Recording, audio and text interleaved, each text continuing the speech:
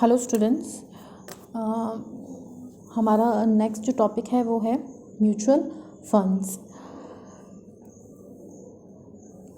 बहुत सारी financial services होती है जो फाइनेंशियल इंस्टीट्यूशंस प्रोवाइड करते हैं, जैसे कि फाइनेंशियल सर्विसेज, कैपिटल मार्केट, वो financial that support the capital market, money market, business enterprises include share broking, merchant banking, commercial banking, mutual funds, pension funds, venture capital, insurance etcetera. तो इसमें से हम आज पढ़ेंगे म्यूचुअल फंड्स के बारे में। म्यूचुअल फंड क्या होते हैं?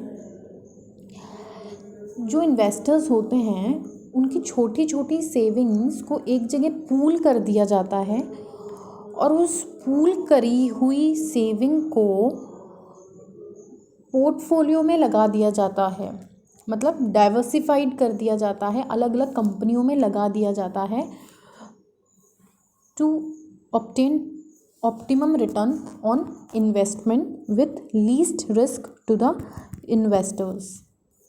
जो छोटे इन्वेस्टर्स होते हैं वो बड़ी कंपनियों में इन्वेस्ट नहीं कर पाते हैं, तो वो म्यूचुअल फंड के थ्रू उन बड़ी कंपनियों तक पहुंच भी सकते हैं। वो अपनी छोटी छोटी सेविंग्स, म्यूचुअल फंड क्या करता है, छोटे छोटे इन्वेस्टर्स से उनकी सेविंग ले लेता है। अब उसके पास एक पूल बन गया सेविंग का, अब उस पूल को क्या करता है, डाइवर्सिफाइड पोर्टफोलियो में वो इन्वेस्ट कर देता है। एक ही कंपनी में नहीं करता, मतलब डाइवर्सिफाइड पोर्टफोलियो मतलब वेरियस कंपनीज़ में वो इन्वेस्ट कर देता है to obtain optimum return on investment, जिससे कि उसको विथ लीस्ट रिस्क बियर करना पड़े। नेक्स्ट है सेबी रेगुलेशंस ने जो म्यूचुअल फंड्स डिफाइन करा है वो क्या है वो देखते हैं। Mutual funds are the funds establish in the form of a trust. Next, to raise money through the sale of units, that is interest to the unit holders in a scheme to public under one or more scheme, or for investing in securities including money market instrument consisting of commercial papers है, commercial bills है, treasury bills है, government securities having an unexpired maturity up to 1 year, certificate of deposits है, और gold related instrument और real estate assets. कहने का मतलब ये है, एक वो फंड्स है टू रेज मनी और फॉर इन्वेस्टिंग। अब नेक्स्ट देखेंगे म्यूचुअल फंड के जो एडवांटेजेस है to individual investors in comparison to their direct involvement investment activities क्या होते हैं। मतलब तो वो डायरेक्टली इन्वेस्ट करे और एक वो म्यूचुअल फंड में इन्वॉल्व होकर इन्वेस्ट करे एक इन्वेस्टर्स, तो उसको क्या फ़ायदा है। अगर वो म्यूचुअल फंड में इन्वॉल्व होकर इन्वेस्ट करे तो उसका फर्स्ट फ़ायदा है रिड्यूस्ड रिस्क। उसका जो रिस्क है वो रिड्यूस हो जाता है, क्योंकि जो कंपनी म्यूचुअल फंड का काम करती है वो एक तो एक्सपर्टीज़ होती है इस चीज़ में, तो उसे पता रहता है मार्केट के बारे में। कई बार इंडिविजुअल को मार्केट की नॉलेज नहीं हो पाती है। और economics of scale and transaction cost भी हम देख सकते हैं, क्योंकि जो म्यूचुअल फंड वाले जो लोग हैं वो क्या करते हैं, वो बहुत सारा पैसा एक साथ लगाते हैं, जिससे कि क्या है, उनकी ट्रांजैक्शन कॉस्ट कम आती है। नेक्स्ट है diversified investment enhancing overall return. Mutual fund वाले जो है वो म्यूचुअल फंड में एक डाइवर्सिफाइड इन्वेस्टमेंट होता है, जो कि एक स्मॉल इन्वेस्टर नहीं कर पाता, क्योंकि उसकी सेविंग ही बहुत थोड़ी सी होती है, तो डाइवर्सिफाई कैसे करेगा वो।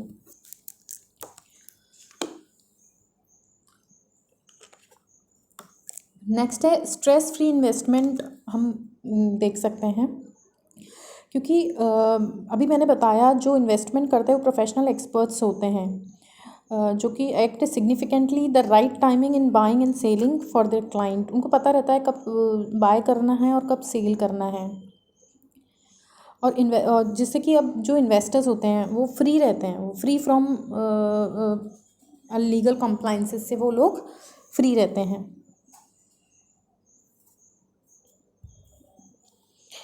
नेक्स्ट है revolving type of investment. Automatic reinvestment of dividend and capital gains provide relief to the members of mutual fund.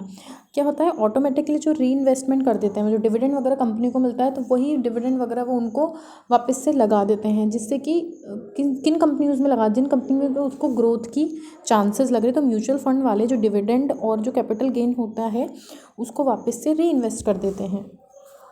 Next है selection and timing of investment. Investors को ये एक्सपर्टीज़ मिलती है कि कौन सा स्टॉक सेलेक्ट करना है और किस टाइम पे इन्वेस्ट करना है। तो ये ऑलरेडी कौन डिसाइड करता है? म्यूचुअल फंड की जो कंपनी होती है वो डिसाइड करती है, जो जिससे कि क्या होता है, जो इन्वेस्टेड फंड्स हैं वो हायर रिटर्न जनरेट करते हैं। नेक्स्ट है advantage higher liquidity. Higher liquidity कई बार होती है ड्यू टू लिक्विड सिक्योरिटीज़ को इन्वॉल्व करने से पोर्टफोलियो में। ये जो सिक्योरिटीज़ है वो कन्वर्टेड हो सकती है कभी भी कैश में बिना किसी टाइम गवाए। So higher liquidity due to inclusion of more liquid securities in the portfolio of mutual funds, and these securities could be converted into cash without any loss of time.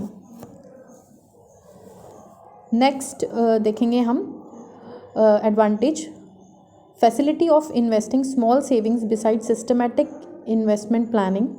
Individually investors may lack sufficient fund to invest in higher grade stocks. जैसे मैंने अभी बताया था, जो small savings होती है, जो small investors होते हैं बड़ी बड़ी कंपनी में इन्वेस्ट नहीं कर पाते, but with the help of mutual fund they can invest in जो हाई ग्रेड स्टॉक्स हैं उसमें वो लोग इन्वेस्ट कर सकते हैं। नेक्स्ट है choice of scheme. Mutual fund कई बार ऑफ़र करता है, बहुत सारी वेरियस स्कीम्स ऑफ़र करता है वो लोगों की नीड्स के according. Like mutual funds offer a family of schemes to suit your varying needs over a lifetime. Next है जो म्यूचुअल फंड्स होते हैं वो वेल रेगुलेटेड होते हैं। All mutual funds are registered with SEBI, और उसके जो फंक्शंस है within the provision of strict regulation designed to protect an interest of investors. The operation of mutual funds are regularly monitored by SEBI. देखो, अगर mutual fund में कोई invest करता है तो वो एक तरीके से सिक्योर है, क्योंकि उसके जितने भी प्रोविजंस हैं वो सारे रेगुलेट मॉनिटर्ड कौन करता है, उसकी एक्टिंग कौन मॉनिटर्ड करता है? सेबी मॉनिटर्ड करता है। और जो सेबी होता है वो हमेशा इन्वेस्टर्स के इंटरेस्ट को प्रोटेक्ट करता है। तो स्ट्रिक्ट रेगुलेशन डिज़ाइन की गई है रिगार्डिंग म्यूचुअल फंड्स। सो हम कह सकते हैं जो म्यूचुअल फंड्स हैं वो वेल रेगुलेटेड होते हैं, क्योंकि उन्हें कौन रेगुलेट करता है? उन्हें रेगुलेट करता है सेबी। नेक्स्ट है tax exemptions on investment made in mutual funds. ये भी हम देख सकते हैं। हम बात करेंगे अब म्यूचुअल फंड के वर्किंग पर। म्यूचुअल फंड जो होता है वो एक स्पॉन्सर के द्वारा सेटअप होता है, पर जो स्पॉन्सर होता है वो फंड को डायरेक्टली रन नहीं कर सकता। उसे दो चीज़ें बनानी पड़ती है, एक तो एक ट्रस्ट बनाना पड़ता है और एक असेट मैनेजमेंट कंपनी बनानी पड़ती है। जो ट्रस्ट होता है उससे ये उम्मीद की जाती है कि जो ट्रस्ट है वो एक फेयर बिजनेस प्रैक्टिसेस करे, और जो असेट मैनेजमेंट कंपनी है वो क्या, अब नाम से पता लग रहा है मैनेजमेंट कंपनी, मतलब वो क्या मैनेज करेगी? वो मनी मैनेज करेगी। बिजनेस प्रैक्टिसेस को कौन करेगा? वो ट्रस्ट देखेगा। और मनी को कौन मैनेज करेगा? Asset management company. All mutual funds except UTI functions under SEBI Mutual Fund Regulation 1996. अब देखो इसकी वर्किंग के बारे में अगर हम बात करें तो जो म्यूचुअल फंड है वो मनी डायरेक्टली या फिर ब्रोकर के थ्रू कलेक्ट कर लेता है इन्वेस्टर्स से, या तो डायरेक्टली इन्वेस्टर्स म्यूचुअल फंड में लगाते हैं या फिर वो ब्रोकर के थ्रू पैसा ले लेता है इन्वेस्टर्स का। और जो मनी है वो इन्वेस्ट होता है बहुत सारे इंस्ट्रूमेंट्स में, वो इन्वेस्ट करती है म्यूचुअल फंड कंपनी, जैसे कि शेयर्स में इन्वेस्ट कर दिया, डिबेंचर्स में इन्वेस्टमेंट कर दिया, अदर स्किप्स में, depending on the objective of the scheme. और जो इनकम उनके पास जनरेट होती है, income generated by selling securities or capital appreciation of these securities is passed on to the investors in proportion to their investment in the scheme. मतलब सीधी सी बात है, working का क्या है, एक म्यूचुअल फंड है, वो सेटअप बाय स्पॉन्सर डायरेक्टली उसमें कुछ काम नहीं करता, वो दो चीज़ें बनाता है, दो आर्म्स उसकी होती है, एक तो ट्रस्ट और एक असेट मैनेजमेंट कंपनी। तो जो ट्रस्ट होता है वो बिजनेस प्रैक्टिसेस के लिए काम में आता है, और जो असेट मैनेजमेंट कंपनी है वो मनी मैनेज करती है। अब जो म्यूचुअल फंड कलेक्ट करता है इन्वेस्टर्स से मनी, और उस पैसे को लगा देता है शेयर्स में, डिबेंचर्स में। अब उससे जो प्रॉफिट हुआ या इनकम जनरेट हुई वो इन्वेस्टर्स को बांट दी जाती है in proportion to their investment in the same. जितना उन्होंने इन्वेस्ट करा इस स्कीम में उस प्रपोर्शन में उनको बांट दी जाती है।